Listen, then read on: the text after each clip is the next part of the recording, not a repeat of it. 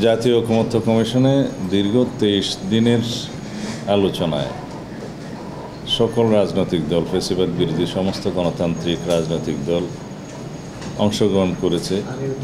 আন্তরিকতার সাথে সবাই অবদান রেখেছেন। আপনারা সেটা ডাইরেক্ট ব্রডকাস্ট হতে দেখেছেন। আমরা প্রত্যেক দিন প্রেস ব্রিফিং করেছি আলোচনার শেষে। তাতে এই পর্যন্ত 6টি সংস্কার কমিশনের রিপোর্ট নিয়ে আলোচনা হয়েছে। প্রথম পর্বের আলোচনা জাতীয় সংসদে এলডি হলে সবার সাথে আলোচনা হয়েছে। ওই আলোচনাটা অনেক দীর্ঘ ছিল। আমরা অনবরত 3 দিন ওখানে গেছি। অন্যান্য দলও প্রত্যেকেই 1 দিন 2 দিন 3 দিন করে ক্ষেত্রমতে প্রয়োজনীয় সময় ধরে আলাপ আলোচনা করেছেন।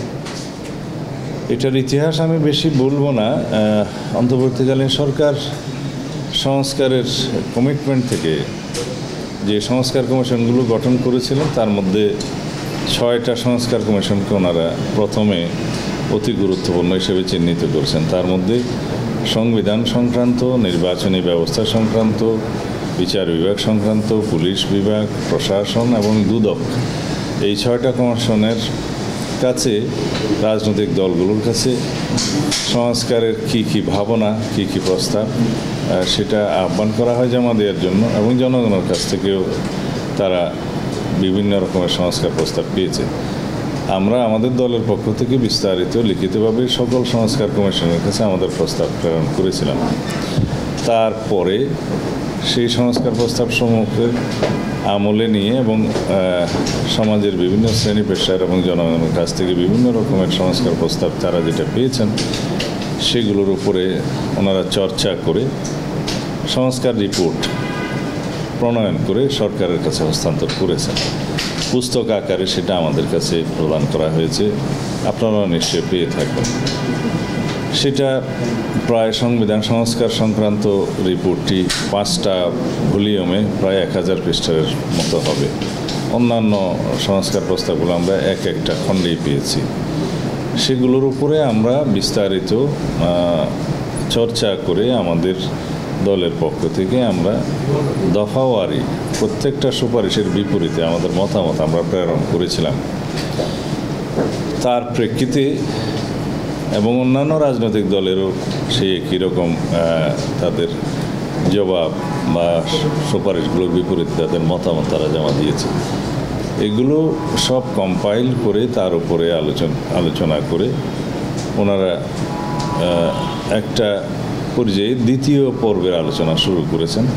এবং সেখানে সংস্কার প্রস্তাবগুলোর সকল প্রস্তাবগুলো নিয়ে আলোচনা হয়নি। মূলত 19টা মৌলিক বিষয় নিয়ে তারা প্রধানত আলোচনা করেছেন। আমার হিসাব মতে সেখানে 20টা হয়, কারণ স্বাধীন পুলিশ কমিশন গঠনের বিষয়টি তারা হয়তো 19টার মধ্যে রাখেননি। সেই হিসাবে ওনারা 19টা চিহ্নিত করেছেন। আর স্বাধীন পুলিশ কমিশন গঠনের বিষয়টা আসলে সংবিধানের অন্তর্ভুক্ত হবে না, আইনের মাধ্যমে হবে, হয়তো সেই জন্য সেটা ওনারা মৌলিক বিষয় হিসাবে নাও ধরে থাকতে পারে। তবে আমার হিসাব মতে সেটা সহ 20টা হয়।